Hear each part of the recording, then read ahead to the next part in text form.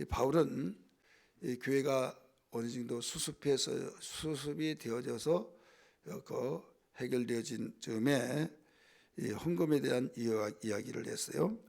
그래서 그 어제 아침까지는 이 문제들이 해결되어 깊었던 이런 내용들을 들어 생각날 것입니다. 오늘 8장을 맞이하여서 8장 9장까지는 그 헌금에 대해서 가르치고 있습니다. 연보, 헌금 똑같은 말인데 이 말씀을 하면서 이 집중적으로 이 언급을 8장에서 9장에서 했습니다. 고린도 전서에서는 16장에서 그 1절부터 4절까지 헌금에 대해서 이야기했는데 이 헌금은 예루살렘 교회가 어려움을 당하고 있을 때 거기에 구제할 수 있는 헌금에 대해서 우리가 도와야 된다. 우리는 물질은 그 예루살렘 교회보다 현재 풍성하고 그 예루살렘은 영적으로 부유해서 우리에게 복음이 거기서부터 그 시작해서 이방인 우리에게 그 지금 예수를 알게 하게 했으니 우리가 영적인 것을 받았고 우리는 이제 이 물질적으로 어려움을 도와야 된다라고 하는 가운데 그 설명하면서 헌금을 소개하고 있는 거예요. 우리는 여러 가지 그 상황 속에서 돕는 일들이 많이 있지만은 그 돕는다고 할 때 없는 것을 돕고 그 이런 가운데 없으면 못 돕죠. 근데 나에 있는 것이 뭔가 했을 때 나는 영적인 것은 풍성하다. 영적인 것은 아무리 쓰고 아무리 퍼나르더라도 계속 나를 믿는 자는 배에서 생수의 강이 흘러나리라. 또 그 나를 믿는 자는 그 샘이 되리라. 요한복음 4장 14절 또 요한복음 7장 37절 38절에서 가르쳐 주셨듯이 예수를 믿는 사람에게는 샘물이 솟아난다. 또 이 생수의 강이 흘러난다. 이것은 마르지 않지 않습니까? 이게 마르지 않은 것이 뭐냐? 우리 영적인 복이에요. 다른 것은 퍼다 쓰면 없어지죠. 그래서 얼마 남지 않았다. 얼마 남지 않았다. 그런데 이 마르지 않는 것은 아무리 쓰더라도 그 마르지 않는 그 이유는 계속 쓰는 만큼 나온다 이거죠. 한번 따라서 합시다. 쓰는 만큼 나온다. 왜 요한복음 4장 14절에 샘물이라고 말했느냐? 여러분 그걸 알아야 해요. 샘물. 샘물이 솟아나리라 이렇게 나오거든요. 한번 성경 볼까요?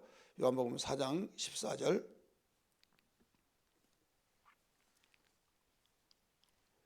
4장 14절 읽습니다.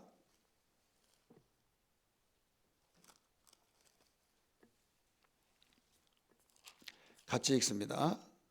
시작.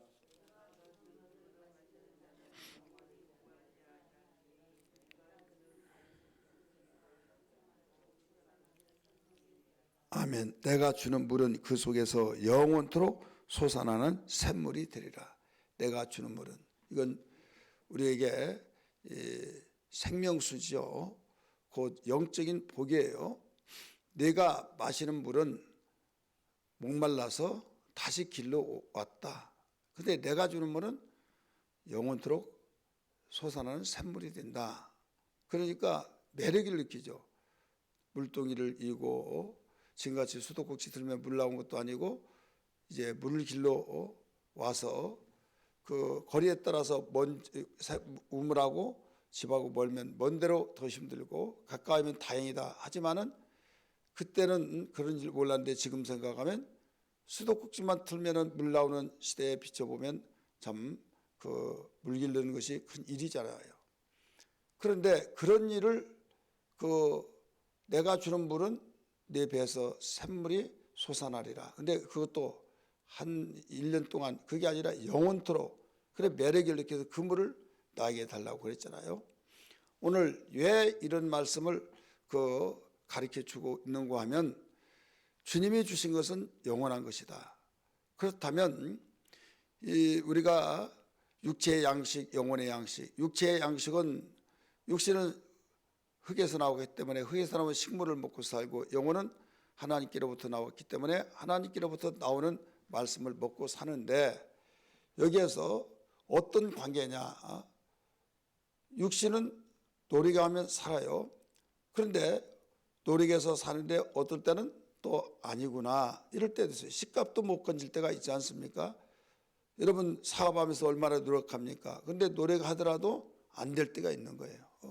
농사를 지으면 심은 대로 거둔다고 하는데 때로는 그 한재가 일어나서 또 어떤 전염병에 의해서 더 나가서 여러 가지 악재로 일어나서 이 농사가 전 국토가 바로 메말라 버려서 거둘 수가 없을 때가 있다 이거죠. 이건 무엇을 우리는 깨달아야 되는가 하면 이것도 자동적으로 심으면 나는구나 이것을 뒤엎는 거예요. 생각을 하나님께서 깨닫게 하신 거죠.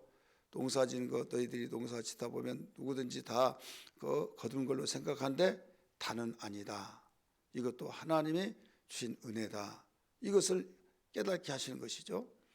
그러면 이 어떤 관계, 영적인 복과 우리가 범사의 복은 어떤 관계냐? 이 육체에 보이는 것들을 눈으로 가시적으로 보이는 것들을 보이지 않은 영적인 것 어느 것이 더 힘이 있느냐 이거죠. 세상은 눈에 보이지 않는 걸 무시해버립니다. 과학적인 증거가 있냐? 있기는 뭐가 있어? 자기 마음에 자기 느낀 대로 눈에 보이는 것만을 1순위로 여기고 그걸 최고로 여기지만은 하나님께서는 보이지 않는 것을 더 중요시 여기고 있는 거예요. 보이지 않는 것 중에서 영적인 것이 있고 보이지 않는 건 미생물 같은 게 있잖아요.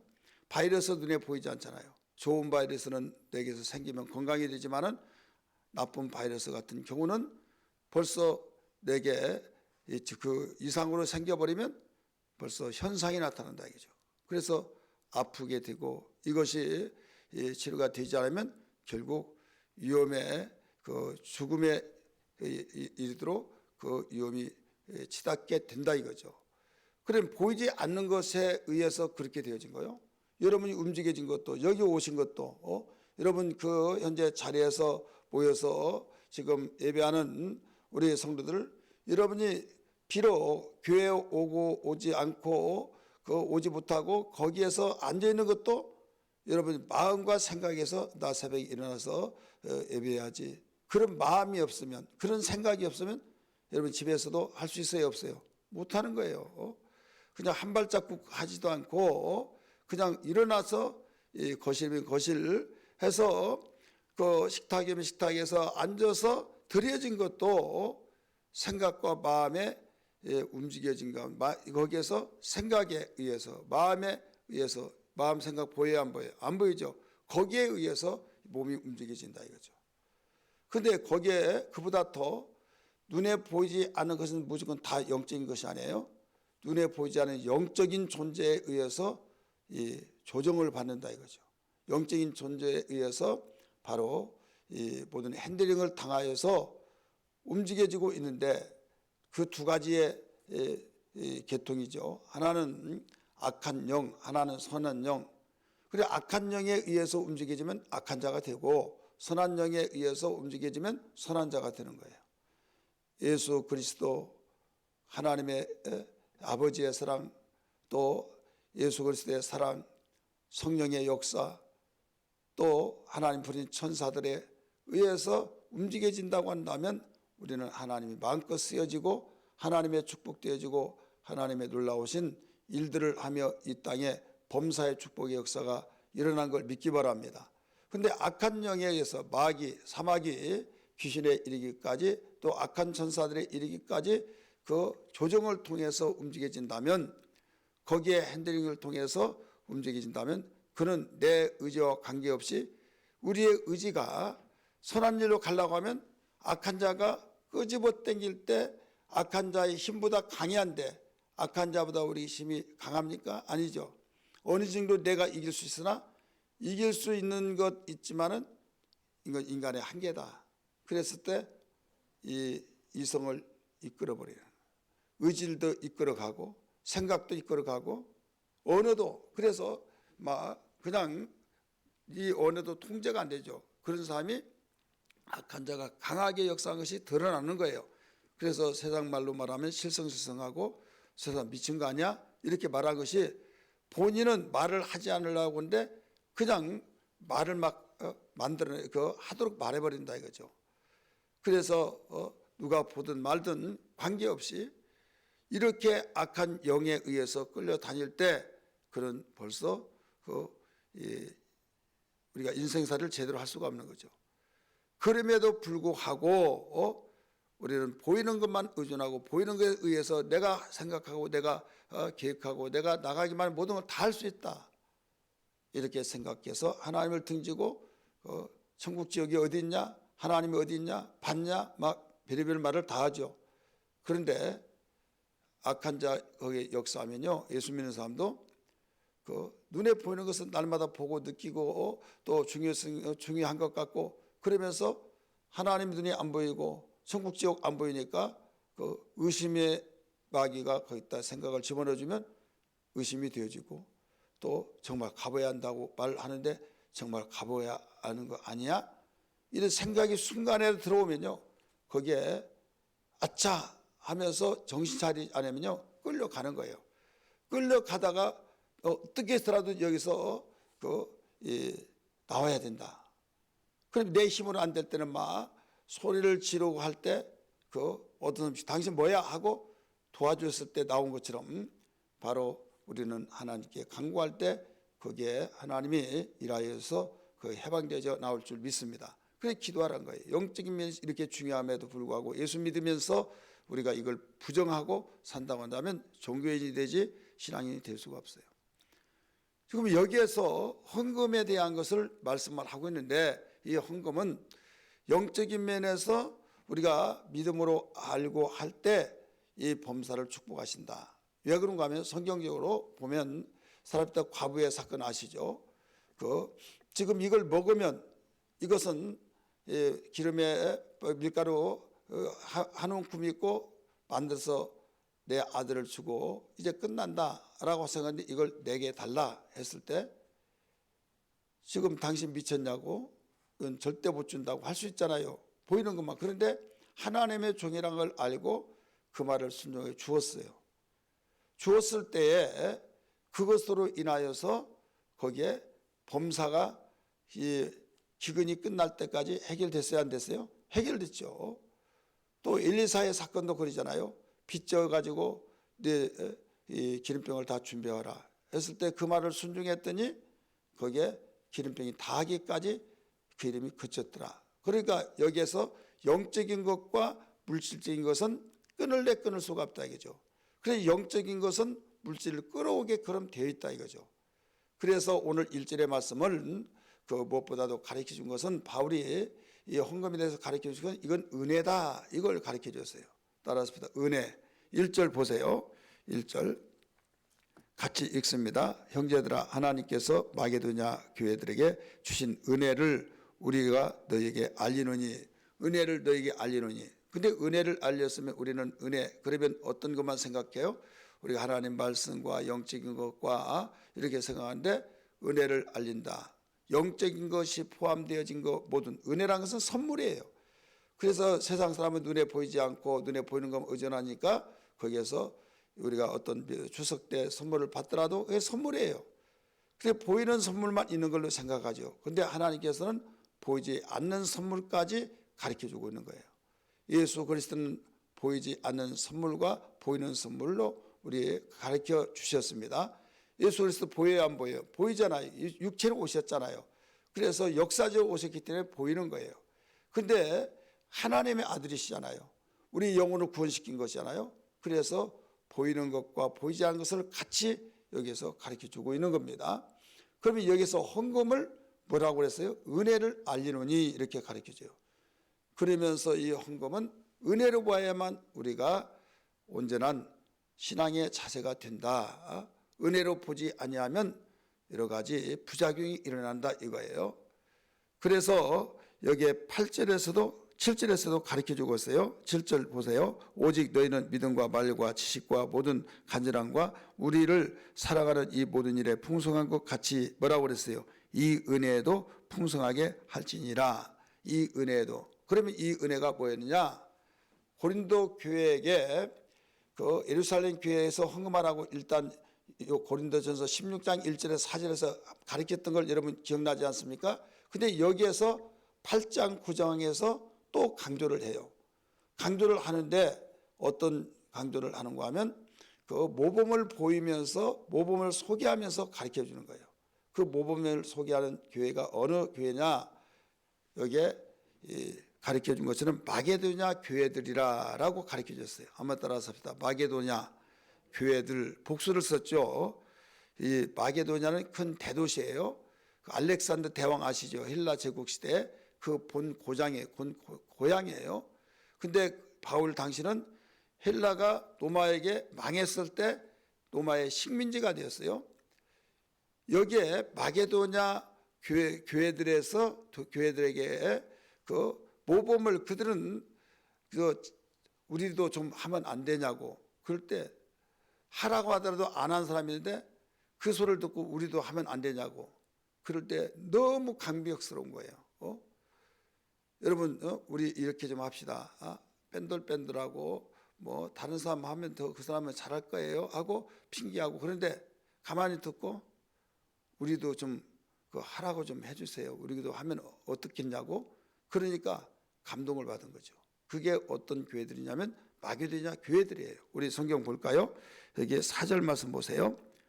이 은혜와 성도 섬기는 일에 참여에 대하여 우리에게 간절히 구하니, 이렇게 나오죠. 우리에게 간절히 구하니, 우리도 동참하게 해달라고, 우리도 이 일에 좀 참여하게 해달라고 이렇게 구했다 이거예요. 구해서 여기에서 얼마나 깊었는지 하라고 했더니 여기에 그들이 그 헌금을 해가지고 왔는데 기대 이상으로 헌금을 해줬다. 어디에 지금 해준 거예요?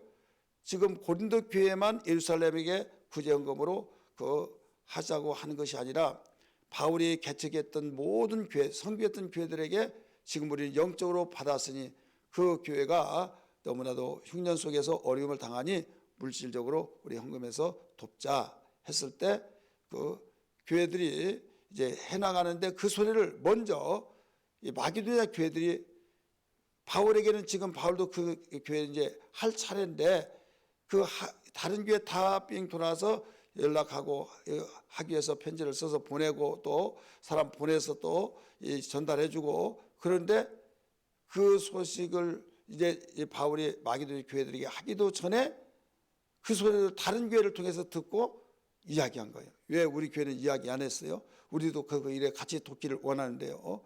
간절히 구했다 이거죠. 그냥 왜 안 했어요? 우리 섭섭합니다. 그게 아니라 바로 우리는 왜 말 안 해줬어요? 섭섭합니다. 그렇게 하도 좋은데 간절히 우리도 하면 안 되겠냐고 막 하면서 강구를 했다 이거죠. 그러니까 이것을 뭘로 알았어요? 은혜로 알았다 이거죠. 우리 한번 따라서 은혜로. 그래서 1절에서도 은혜도, 7절에도 은혜란 말이 나오죠. 그래 4절에도 이 은혜와 했죠. 성도를 섬기는 일에. 근데 그 은혜는 하나님이 우리에게 은혜를 주셨어요. 우리는 이제는 은혜를 또 갚는 거예요. 우리는 영적으로 은혜를 그 모교회를 통해서 우리가 은혜를 받았다. 물론 모교회에서 모두 전해지고 거기서 또 전해지고 해서 바울하고 예루살렘 교회는 직접적인 관계는 아니에요. 안디옥 교회에서 보냈으니까. 그런데 안디옥 교회는 어디에서 세웠어요? 바로 예루살렘 교회에서. 그래서 우리는 예수 그리스도를 전해 들었던 것은 위에서부터 거슬러 오르면 예루살렘 교회에서부터 진행된 것을 알아야 될 줄 믿기 바랍니다. 그래서 전 세계로 퍼져버렸잖아요. 그랬던 것처럼 여기에서 데살로니가 교회들의 모범을 소개해서 우리 모범 사례 교회를 가르쳐 줬죠. 그러면 그 데살로니가 교회들이 어떤 교회들이냐? 여기 보면 데살로니가 교회, 또 베레아 교회, 더 나가서 빌립보 교회예요. 빌립보 교회 이러면 빌립보서 나오죠. 빌립보서 4장 15절에서 16절까지 보면 거기에 아주 못 말린다 할 정도로 얼마나 열심히 헌금을 해서 바울 사도가 복음을 전하는 일에도 예루살렘 교회 하는 일에도 했다 이거죠. 그래서 그러면 그들은 뭐 부자니까 그렇지, 그들은 여유가 있으니까 그렇지. 그런데 더 감동 어린 것이 뭐였는가 하면 환난과 기근과 어려운 가운데서도 그렇게 했다 이거죠. 우리 성경 봅니다. 2절 말씀, 환난의 많은 시련 가운데서 그들이 넘치는 기쁨과 극심한 뭐라고 그랬어요? 가난이 그들의 풍성한 연보를 넘치도록 하게 하였느니라. 그러니까 없으니까, 나는 지금 이런 상황이니까 나는 도움 받아야 할 형편이야 하는데도 그것이 넘치게 그 헌금을 하게 했다. 이게 말이 앞뒤가 안 맞는 것 같죠. 내가 도움을 받아야 할 텐데 그것이 그로 인하여서 더 넘치게 했다. 우리 다시 봅니다. 환난과 많은 시련 가운데서 그들이 넘치는 기쁨과 극심한 가난이 그들의 풍성한 연보를 넘치도록 하게 하느니라. 그러니까 가난하고 시련과 또 환난과 기근 이런 것으로 인하여서 오히려 더 많이 하겠다 이거예요. 이것은요, 하늘의 소망이 없으면 될 수가 없어요. 구원의 감격과 하늘의 소망이 없으면 될 수가 없다. 가령 이런 거 있잖아요. 집이 워낙 오르니까 난 집 평생 안 먹고 뭐더라도 집 살 수가 없어. 그러면 아예 집 살 것을 열애시켜버리고 생각 없이 그냥 나는 자동차, 멋진 자동차 사고 편하게 살겠다. 여러분, 그런 것들을 우리가 그런 사람을 어렵지 않게 볼 수 있어요, 없어요? 있죠. 야, 너무한다. 그 돈 모아가지고 집 사지. 그렇게 누가 좀 안쓰럽고 안타까워서 말해주면 나는요, 내가 월급 가지고는 그 죽을 때까지 안 쓰고 그대로 보더라도 집 못 사요. 그래서 그 살아갈 때 편하게 좀 즐기면서 살려고 그런다. 이런 말을 하잖아요. 제가 목회하면서도요, 그 전세 당시에 400만 원이 있어요. 그런데 이제 은혜 받고 나중에 그 전세를 다 바쳐버렸어요. 그러면 그 전세를 다 바쳐버렸을 때 뭐 때문이냐? 내가 이래도 못 살고 저렇게 못 살고 사업이 어려웠을 때 그는 또 있는 것을 다 그대로, 그래서 어떻게 하려고 그러냐 그랬더니 그 설교를 듣는 가운데 이래도 망하고 저래도 망하고, 그래서 망할 거 헌금이나 바치고 망해야겠다 그랬다고 이제 한 거예요. 그래서 제가 목사로서 그런 말을 들었을 때 그 한쪽에서는 믿음에 대한 것은 감격이지만은 그 생활을 보면 안타까움이 있지만은 믿음으로 한 것을 어떻게 합니까? 그래서 간절히 눈물 뿌려 같이 기도하고 그랬어요. 근데 그분이 그 목사님이 되고 사모님이 됐어요. 목회를 얼마나 잘하는지 몰라요. 근데 그 한 사람은 또 그분도 목사님이 되었어요. 그래서 뭐냐면 그가 뭐 때문에 그렇게 했습니까? 그는 가난 때문에 한 거예요. 가난. 그래서 있는 삶이 더 무섭다 이런 말이 있잖아요. 그래서 이 모범 사례가 여기에 마게도냐 교회들이 헌금을 한 것은 환난과 시련과 또 극심한 가난과 어려움으로 인하여서 많은 연보를 했다, 넘치도록 했다 이렇게 가르쳐줬죠. 그래서 오늘 우리는 이 헌금은 은혜다 이런 정신을 가지고 우리가 헌금할 때 하나님은 받으시고 하나님께 드려진 것은 하나님은 몇 배로 그 하나님께서 그 갚으신다는 걸 알아야 될 줄 믿기 바랍니다. 그래서 내게 주신 은혜를 나도 은혜를 받았으니까 준다. 그래 흘려보내잖아요. 그러면 건강하게 된 거예요. 문제는 뭐냐면 돈이 사람을 망쳤다. 돈 없을 때는 참 사람 좋았는데 돈이 사람을 버렸다. 이럴 때가 있잖아요. 왜 버립니까? 흘려보내지 못하니까 그래요. 딱 쥐고 이거 더 많이 가지려고 해요. 더 많이 하니까 돈 없을 때는 서로 여보 당신 서로 건강 챙기세요. 잘 다녀오세요. 하더니 여기 옥정 들으신다 모르겠지만은 개발돼 가지고 졸부들이 돈이 갑자기 몇 수십억, 몇 수백억이 되어버리니까 나중에 그걸 가지고 막 펑펑 쓰는 거예요. 그래서 나중에 술집에 막 다니면서 그래 그것 때문에 황혼 이혼을 했지 않습니까? 황혼 이혼하고 그런 사람이 너무나 많은 거예요. 졸부들의 모임이라고 해가지고 400억은 명함도 못 내는 거예요. 그래서 양주시에 이 졸부들의 모임 이런 모임들이 있었다는 말을 들었어요. 그래서 그들은 영원한 것 같지만은 그냥 망해버리는 거예요. 여기 그냥 모여놓은 이 물이 흘러야 생명이 있는데 보이면 녹조 현상이 일어나고 또 썩고 그러면 그 속에 사는 생물 물고기도 죽는다 이거죠. 그래서 은혜는 흘려보내야 된다. 우리 한번 따라서 은혜는 흘려보내야 된다. 흘려보낼 때만이 그 물은 계속 살아서 그게 생물이 들어와야 하잖아요. 마찬가지로 하나님께 은혜를 받았어요. 은혜 받은 것을 흘려보내요. 보내면 하나님께서 우리에게 약속하시기시 들어와요. 하나님께서 일을 해주신다 이거죠. 우리 하나님의 도우심이 없으면 살 수가 없습니다. 그래서 이 원리를 바울은 가르쳐 주면서 제가 가르쳐 준 거 아니에요. 바울이 여기서 가르쳐 준 것을 저는 소개하고 여기에서 그대로 말씀을 함께 읽고 말씀을 전해드린 거예요. 바울은 여기에 마게도냐 교회들을 모범 사례를 통해서 가르쳐 주고 있는 이 말씀 속에서 이 원리를 우리가 과거나 지금이나 앞으로 모든 사람들이 하나님의 은혜를 안다고 한다면 적용해서 우리가 살아갈 때 우리는 틀림없는 그 놀라운 역사는 지금도 일어날 줄 믿습니다. 할렐루야. 그래서 물질, 그 부담스러운 건 우리의 생각이죠. 분명한 부담스러워요. 그러나 은혜로 생각하면 우리는 마음이 편해진다. 그래서 물질에 대해서 계속 은혜, 이 은혜, 다른 은혜라고 생각할까 봐 4절에서도 이 은혜, 또 여기에 7절에서도 이 은혜 이렇게 가르쳐 주셨잖아요. 그래서 오늘 이 말씀이 우리에게 그 거룩한 생명의 말씀 되기를 주의 이름으로 축원합니다. 할렐루야. 우리 기도하겠습니다.